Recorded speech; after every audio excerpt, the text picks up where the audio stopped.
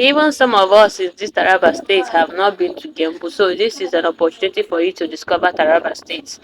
This is Gembu, like I have said in my previous video. It is the coolest area, like very cool. Snow fall here. If you have not been to Gembu, try to.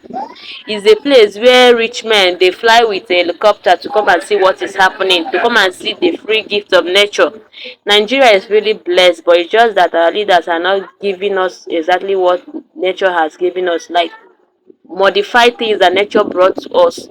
If you come to Gembu, you will view a lot of things, like very sweet and cool environment. It's a place for tourists. Like if you come here, you wouldn't even want to go back. It's just that there is bad roads. If not, I would have captured a lot of things. I'm scared of falling into the deep hole that is here. This place is a beautiful place.